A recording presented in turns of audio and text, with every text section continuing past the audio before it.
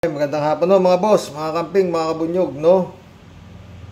Magbigay lang tayo reaction dito sa panaginip ni Baste na ano, tsaka maaga tayo, baka mamaya makapag isang vlog pa tayo no? Vlog ko ito ni Mima Alicia Baste, may banta kay Marcos, uunahin namin kayo. Ito pamagat nito eh. Pakinggan natin at magbibigay tayo reaction no. Nako, mga minamahal, grabe tong binitawang salita ni Baste Duterte. Hindi pa nga nakakabalik sila sa pwesto, pero kitang-kita nyo na ang kanyang paghihimutok na gusto niya ng makagante sa Administrasyong Marcos. Hindi lang sa Administrasyong Marcos, mga minamahal. Feeling ko sa lahat din ito ng mga politiko na bumaliktad at nag-testify against sa kanila ay mukhang meron ding mapaglalagyan. At syempre mga minamahal, feeling ko pati mga vlogger. So mapapaampon na lang ako sa inyo kung sakali mang bumalik. Aampunin kita, aampunin kita. Tatakot si Mima Alicia. Panaginip lang yan, Mima. Ikaw naman. Tuloy mo. Itong mga Duterte na to. Kaya nga sinasabi ko sa inyo, dapat hindi na to banalo. Kasi mga minamahal, wala silang ibang gagawin dyan sa bansang Pilipinas, kundi para lang makaganti. Hindi sila maglilingkod sa taong bayan. Ang gagawin nila mga minamahal, mangungupa lang, gagantihan nila yung mga politiko na nag-testify against sa kanila, hindi yan maglilingkod. Nakita nyo naman yung kakupalan nila nung panahon nila, di ba mga minamahal? Almost 30,000 ang namatay dito sa war on drugs. At mapagtanto natin, ang iba doon ay planado, matawag dito, mga planted, o nga, planado, planted, diba? Ang iba, depende sa ulo, depende sa tao, diba? Kumbaga, smoke screen lang nila, yung war on drugs, yung approach nila dito sa sa West Philippine Sea, tingnan nyo, parang halos ebenta na tayo. Tapos yung corruption, napakalala, may 51 billion, umuulang confidential funds. Talaga nga naman mga minamahal, walang mabuting naidulot itong mga Duterte na to. Mukhang sa tingin nyo, meron na... Meron, Mima, ikaw naman. Ano yan, napakanda nila yung kingdom ni Kibuloy. Nagawa, pero if you will look at the data, talagang kupal. Tumaas yung crime rate, dumami yung mga anomalya, yung corruption. Mima, huwag mong sasabihin yan kay Richard Gomez na tumaas ang crime rate dahil sabi ni Richard Gomez, bumaba raw yung crime rate doon sa kanila. Bato si Goma, oo. Tuloy mo mga unresolved problem ng bansang Pilipinas sa damakmak na utang ang iniwan. Kaya nga sabi ko sa inyo mga minamahal, pag nakabalik to, repeated same mistake. At ang malala dito, baka mas sobra pa yung gagawin nila kapag nakabalik sila sa pwesto mga minamahal. Totoo yan, Mima. Lagot ka. Bukod sa maghihigante, talagang sunod-sunod na patayan na naman mga minamahal ang mangyayari dito. So ngayon nga po, ito basa. Tsak yun, Mima. Nako, patay tayo dyan. Tuloy mo. Ahin natin tong statement na to mga minamahal Sabi ni Baste, ito gusto kong kaya ako nag-vlog, magre-react ako dito sa, para sa akin kasi, ito isang panaginip lang ni Baste Duterte. Kaya tinitira nito. Tuloy. Wait until 2028. Pag nakabalik. Antakin mo, Mima, sa 2028 pa? Kaya tinitira ni Baste. Di kaya ito adik. Tuloy. Na kami sa pwesto, I will volunteer myself to become the Secretary of the National Defense. Nako, mga minamahal. Ano yun? For insurgency? Para ubusin yung mga New People's Army na tinutukoy mo? Diyan na lang tayo. Magbibigay tayo ng reaksyon niya sa panaginip ni Baste, no? Interesting Baste ito. Pag nakabalik daw sila sa 2028, no? Alam mo, Mima, pag yan Duterte nakabalik, kasalanan na ni Marcos. Oo. Bakit? Nakaamba na lahat Diba? Ang daming kaso. Akala siguro ni Baste, ang kaso lang nila, ng pamilya niya, jaywalking. O kaya frustrated murder. O tawag ito, illegal possession of ugly mouth. Mga ganyan siguro akala nito si Baste. Ito ba sabi ko talaga, mga pre? Pag ito nakabalik, kasalanan na ni Marcos mismo. Wala ka ng ano dun. Wala nang ibang tanong-tanong. Kasi sa katakot-takot na kaso na nakasampa rito, paano makakabalik to? Pag nandiyan, simpleng-simple yan mga friend, Mima. Makikiki-operate lang ang administrasyon ni Bongbong dito sa ICC, tapos na yan. Di ba? Yun lang naman ang gagawin ni Marcos Di ba, mga friend? Maki-operate sa ICC, tapos na. Wala na siya sakit ng ulo, Mima. At magigising na siguro si Baste sa kanyang panaginip nang nakagmulagat ang mata.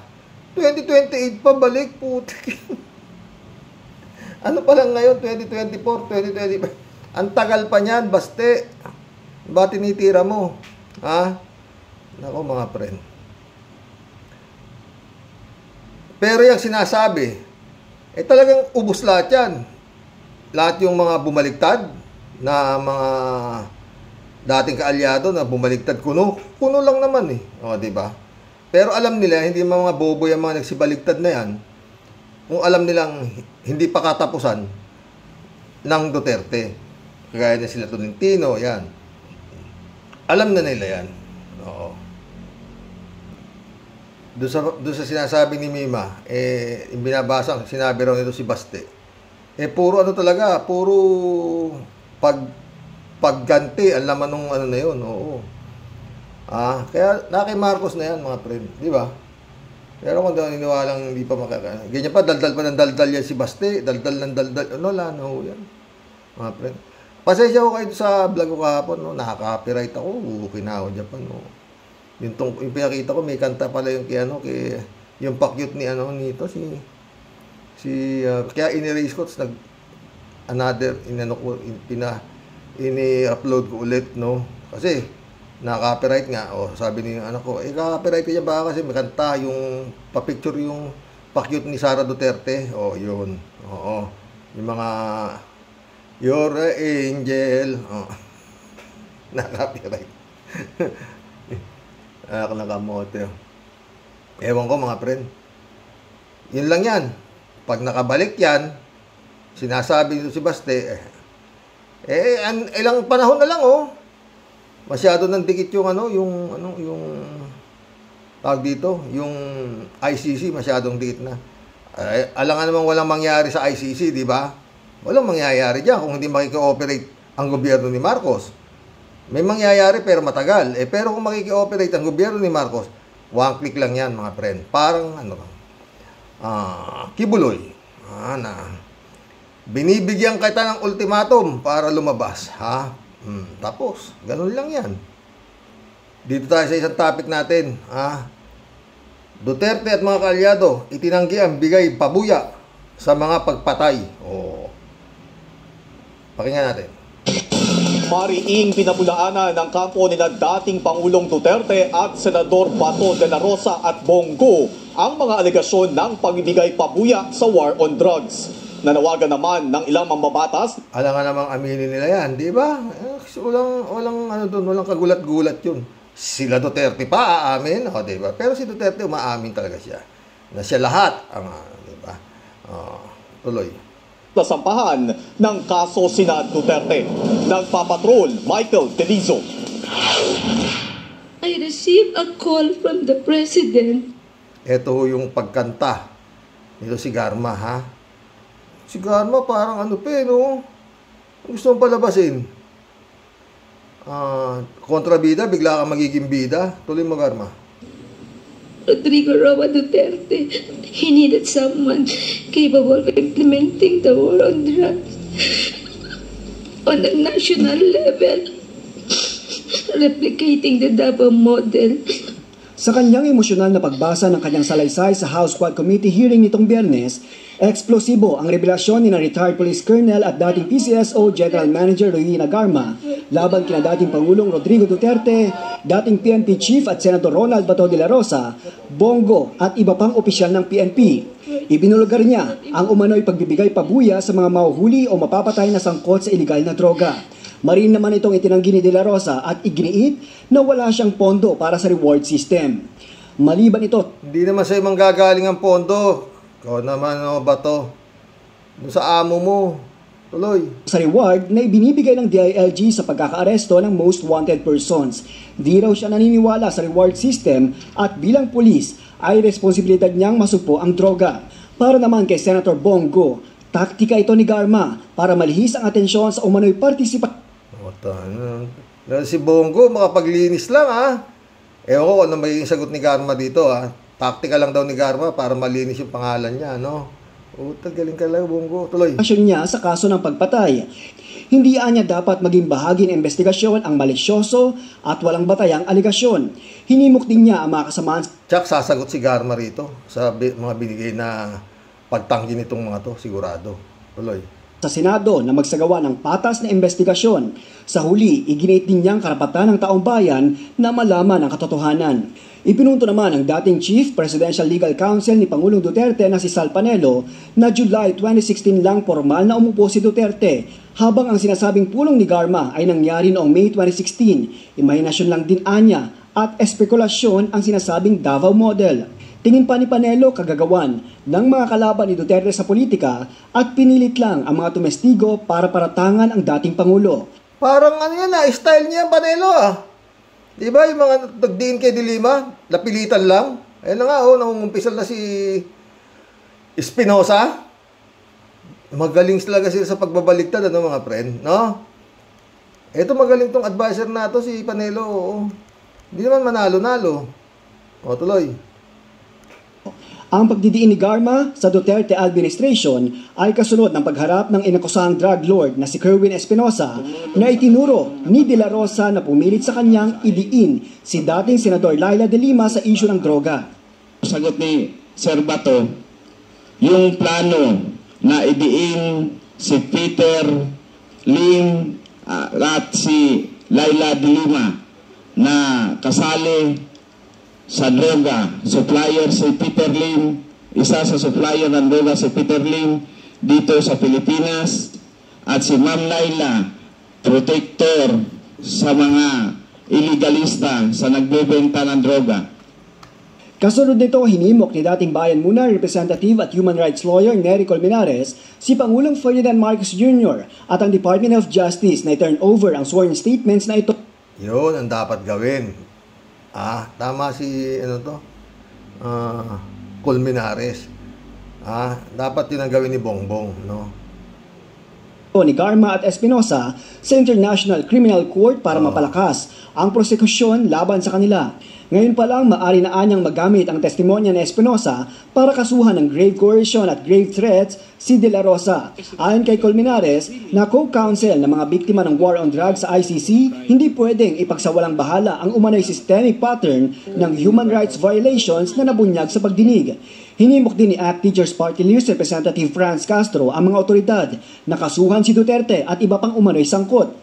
Laglagan na, ito naman ang reaksyon ni dating Senator Laila de Lima. Umaasa si de Lima na nakulong matapos iugnay sa illegal na droga, ngunit napawalang sala ng korte na mas marami pang biktima ng umano'y extrajudicial killings ang lalantad.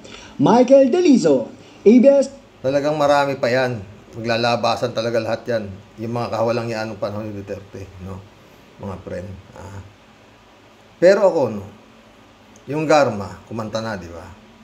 Marami pang ikakanta yan. Dahil, pinapasinungalingan nila Bato, ni Panelo, tsaka nito si Bongo, yung sinasabi ni itong si Garma.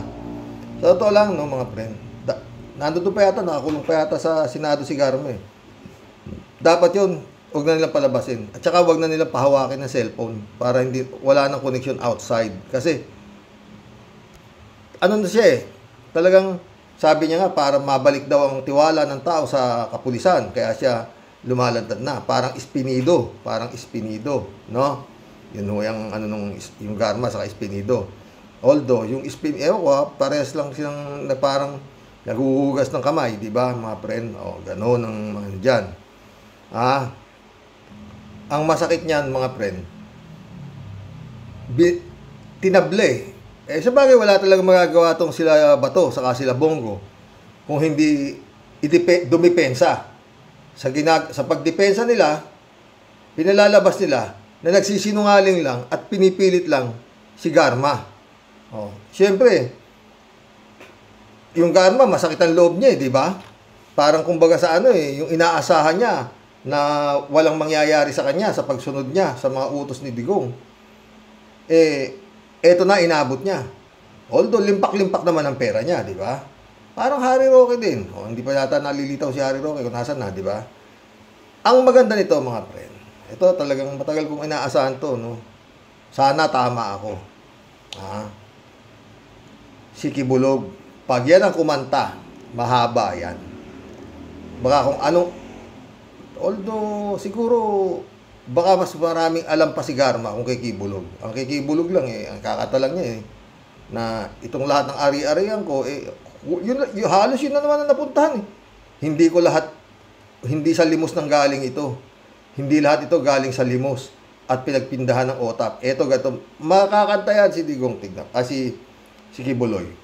Kasi pag binasahan na yan at kaya yung mga abogado niya puro dinadismissika yung mga kaso sa dahil umamin daw yung mga hilo yung mga DD shit ba yan? Yung mga kampo ni Kibulog, tsaka ni Duterte. Napawalan sala daw si Kibuloy sa Amerika. No. Pero yun yan. Yan lang inaantay dyan. Tsaka yung pagpasok nung yung extradition treaty. Wala rin gagawin si Bongbong dyan kung hindi ibigay sa Amerika. Tapos na. Di ba? Kaya yung panaginip ni wala na. Ang talagang chance na lang talaga nitong Duterte para makabalik sa pwesto, yun nga, kung makaka-create sila ng people power na ilang beses na nilang sinubukan, walang nangyari. Di ba? Yun lang talaga. Kung ma-overthrow nila, pero makabalik pa sila sa pwesto, na ho yan? Isa hong kababalaghan yan. Baka pwedeng sabihin natin, kapangyarihan ni Kibuloy. Kaya po yung mga na yan, mga pagpapile ng candidacy nila para mayor nito si Duterte, kung aabot pa siya ng eleksyon. Kung nandiyan ay ICC, makiki-operate na di huli na siya. Wala naman siya immunity, di ba? Maski pa mayor na nga siya, pwede pa rin siya huliin kung makiki-operate si Bongbong. Di ba? Ganun lang yung mga friend, Maski ito sila Bato, pag nandiyan na, paano? Kagaya na sinasabi ko, ang ilog, pag tahimik, malalim, di ba mga friend? Tayo natin. Sa takbo kasi ng ito, isa lang ang nakakasiguro tayo dito, na merong ICC na mag-i-issue ng warrant of arrest. Dahil sobra kung baga titignan mo sa nangyayari, yung ebidensya, sa sobrang puno na ng salop, hindi, sa halip na kalusin, mas lalong napupuno. Palaki ng palaki yung mga ebidensya na talagang itong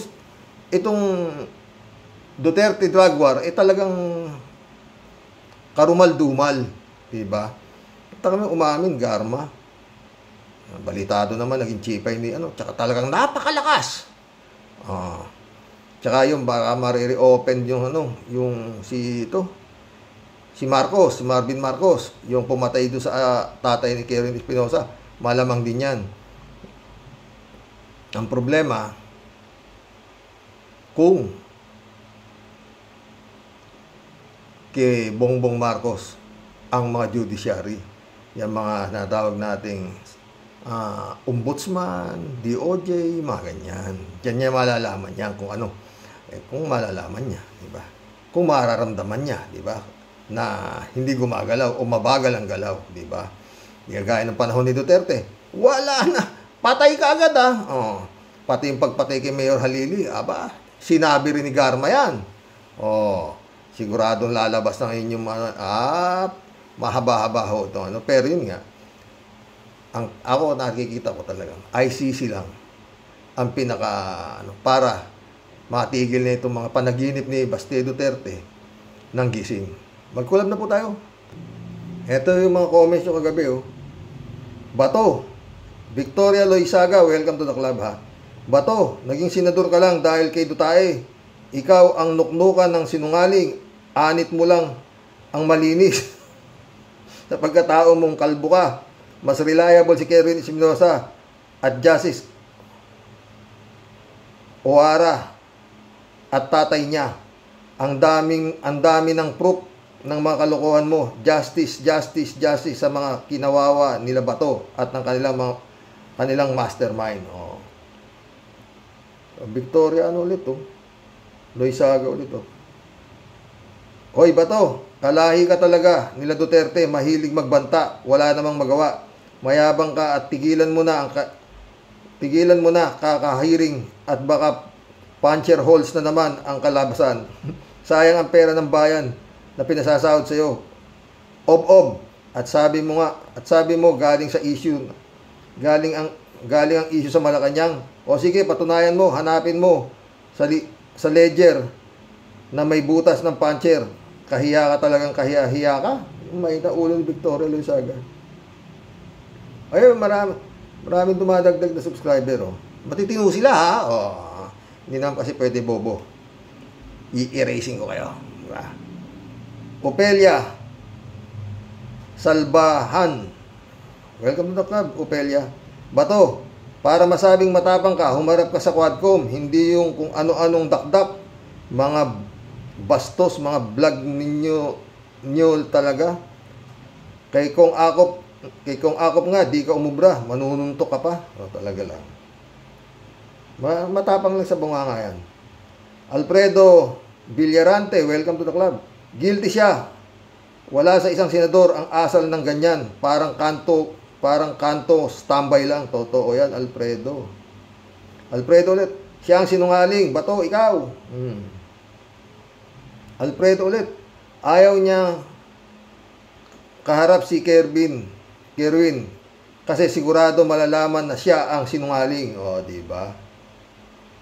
Alfredo ulit. Style mo, Bato. Bato ka talaga. Di ako naniniwala sa'yo. Tinuruan mo siyang magsinungaling. Kung di ako kakamali, nung nagbibigay ng statement si Kerwin Espinosa, nung mga panahong pinipilit siya, katabi niya pa si Bato katabi niya si Bato. Tsaka binabasa niya yung statement niya na dinidiin niya si Dilima. Friend Sherwin Sapeda, shout out. Christiansen, July 7, Alcantara, shout out sa inyo mga friend ha. Friend Amy Bingson, shout out. Dolor Garcia. Eman Escalona, nak, shout out ha. Sabi ni Tia Deli. Maganda at mapagpalang buhay. May ngiting pagbati, Impong Basyang, Team Tia Deli, sa iyo, sa Rox, at sa buong Team Rocky Warriors the Great. Blessed weekend po sa ating lahat. At muli po ay makikibanat po tayo sa malupit na topic ni Sir Rox. Alfredo Villarante ulit Ako 100% naniniwala ako kay Kerwin. Sinungaling ka, Bato. Ako rin, naniniwala ako doon.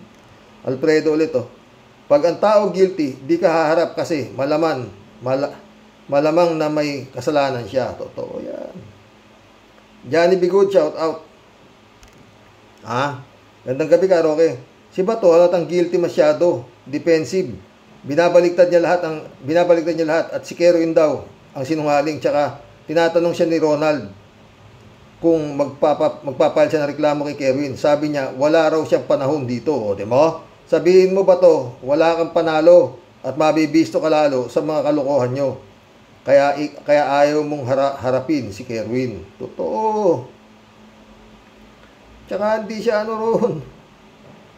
Ted ulit Shout out, Ted.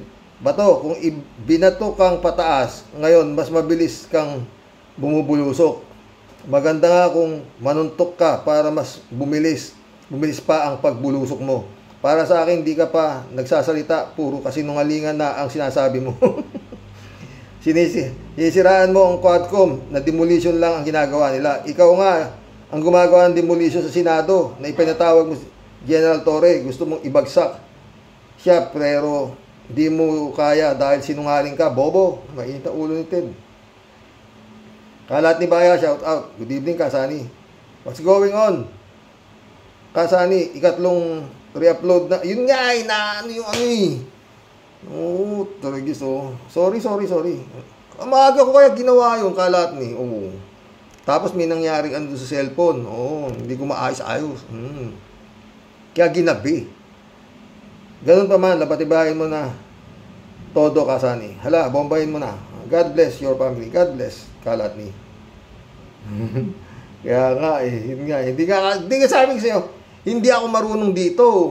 Oo, kaya ako nandito dahil nga dun sa kay Lord. At kay, and the rest is history. Nagkasama-sama tayo, naging masaya tayo. O, di ba? Kalat ni ulit oh. FLM para patay tayo. FLM na lang. Asa na yan natin? Streamer natin. Shout out, Binibining Akira Milius. Wishing you a blessed Sunday. Be well ka palagi, ha? Oh. Bakit may sakit ba si Akira? Kalat ni? Buti ka pa may kontak kaya sa kanya Temari Bernardo, shout out. Mas kapani-paniwala si Kelvin kaysa kay Bato. Mas sinungaling si Bato. O, tiyan mo. Walang Bato, walang naniniwala sa'yo dito sa matitinong subscriber ko, ha? Rodelia Alpilor, shout out. Hello po sa ating lahat, sir. Ay, kaloka at kalbo na yan, sir. Kasi bistado na ang mga alipores ni Digong nyo. Antay pa tayo kasi marami nang lumalabas na kawalanghiyaan. Ingat po tayong lahat. God bless po. God bless, Rodelia. Oh. Kita mo kalat ni, di ba? Nabura yung kay Sara. Kasi inano ni Nilo. Niremedyo ni Nilo. Bago ko ulit nire-upload pangatlong beses. Oh. Wizkid, shout out. Lumabas yung pagkapigoy ni Egghead. Ay, Wizkid ka. Egghead ba? Egghead. Friend Shervin ulit oh. Teka lang po, Sir Butete. Di po ba sabi mo, pag nakita mo, susubtukin mo agad-agad. Pagkakataon mo na, Sir Buteteng Laot, imbitahan nyo sa hearing, tapos upakan mo na agad, Sir. Atapang atao, hindi po atakbo, Sir. Sabi mo, sino dapat paniwalaan? Dating may tsapa, at ngayon ay sinatong, Sir? Sir naman, siyempre, mas liyamado ka naman po sa pormahan. Pero, sa kung kanino dapat maniwala, Sir, sa amin na po yun. Di ba, Sir? At mas malamang, sa alamang, Sir, dihado ka na naman sa laban. Matapang ka kasi date ka ng dati kang may tsapa. Ikaw ba naman, Sir, instant 4-star general agad? Pag-upo pa lang ni Apo Lakay. Oo! Ano si Duterte nun? Ang bilis mag-promote. Oo! Si Garing, darling niya. Si Garma nga. Lieutenant yata yan eh. Tignan mo, ginawang colonel. At ginawang general. Pinag-resign. Resign ka na nga dyan. May 10 years pa si darling niya. Darling niya si Garma. Ginawang general. General manager ng PCSO. Pa naman si Duterte. Binaboy talaga lahat eh. Talaga, titignan mo, talaga binaboy lahat. Pati justice system, nababoy. Mantakay mo yung mga judge, nakakapag-issue ng search warrant sa taong nakakulong. Dapat putres, yan, talagang, dapat yung advisor ni His Excellency talagang,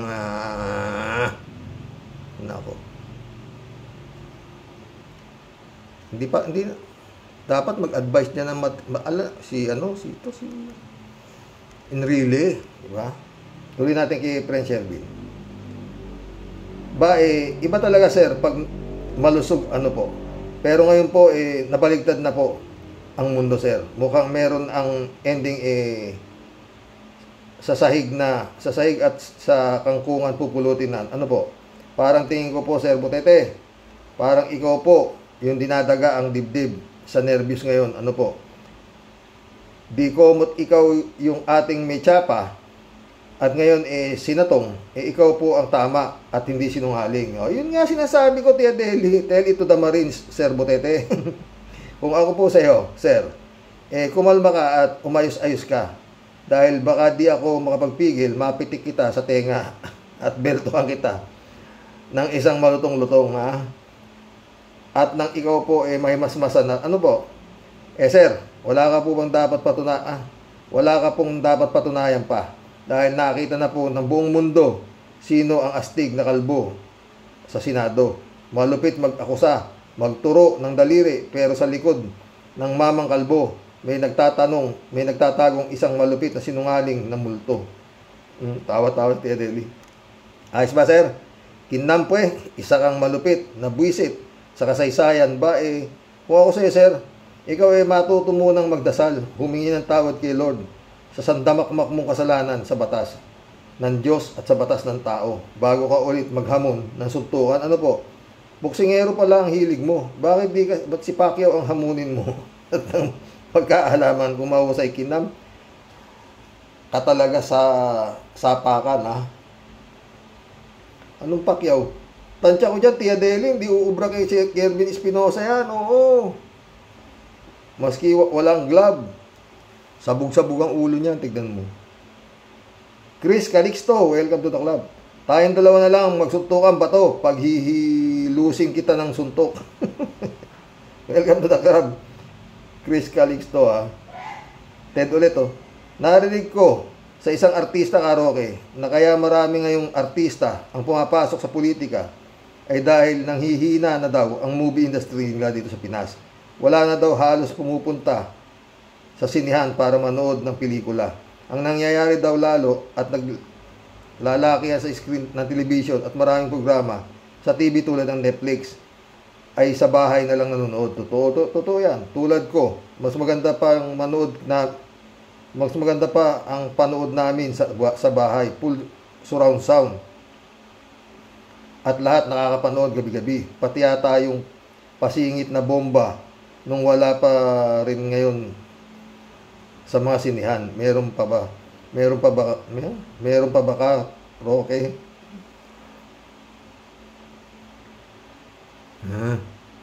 David Allen Mendoza, shout out, ha. Hello po, Karox. Tawa-tawa. Gustong manuntok ni Bato. Ganyan po talaga kapag nasusukol ang hayop, lumalaban na. Totoo yan. Tama ka dyan, David. Pag nasusukol, kinampanaw pa sa hayop, yun lang nga. Pag natapakan mo at may buhay pa, gaganti ang kakagat. Si Bato pa kaya? Diba? Laki-laki ulo yan. Diba? Don't worry, Bato. ICC is coming to town. Si David ulit, Bato, di ka na kailangan siraan dahil matagal ka na sira. Pati ulo mo sira na din. Mas naniniwala po kami kay Kerwin Espinosa at Jed Mabilog. Kayo talaga ang puon. Kayo talaga ng puon mo, utak ng EJK sa Davao na pinalawig pa sa buong Pilipinas. Totoo yan, ha? Ayaw pa maniwala doon sa nagbibigay ng premyo. Gunggong, panahon pa ni Motabato yan. Sinasabi na ni Motabato na sila, kasama yung mga rebel returnees, may 3,000 kada ulo. Kung minsan daw, nakakasampu sila sa isang linggo, 3 sa isang araw. Panahon ni mayor pa si Digong noon. Di kalaking pera, di ba? Ngayon, talagang magaling si Duterte. Sabi nga si sindikato, nagamit niya si sindikato, mga kapulisan, mga general, di ba?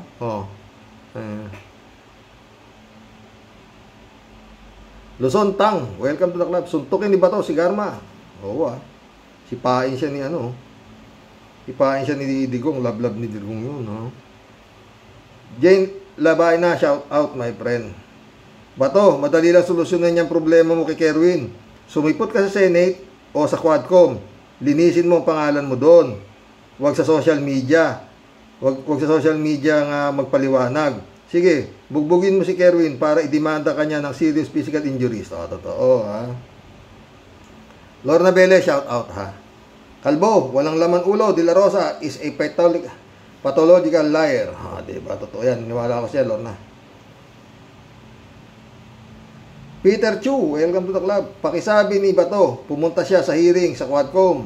Diba? Shirley J. Sir, shout out, ha? Patay ka ngayon, Bato. Grabe ginawa nyo sa ama niya. Ang dami mong atraso kay Kerwin. Kayo lahat, Diyos na bahala sa inyo ng amo mo. Sa dami ng nagtuturo sa inyo, sa marami kayong ginawang katarantaduan. Bulahin mo lelang mong panot, Bato. Wala na, lumalabas na ang mga baho ninyo, mga DDS. Paktay kayo ngayon. Magsasampa ng kaso sa inyo si Senator Laila de Lima. Abangan ninyo pa yan. At abangan nyo pa yan. Hugas kamay pamor. Ha? Totoo yan, Shirley. Ha? Elizabeth Iscare, shout out, ha? Good morning. Tawa-tawa. Grabe ang galit dito si Bato na to. Tapos ikinumpara pa ang sarili niya na isa daw siyang dating PNP chief. At ngayon daw, senador daw ngayon. At sino daw ang dapat paniwalaan? Gago nga. Gago. Kung ako tatanungin nyo, wow, syempre si Kerwin ang dapat paniwalaan dyan.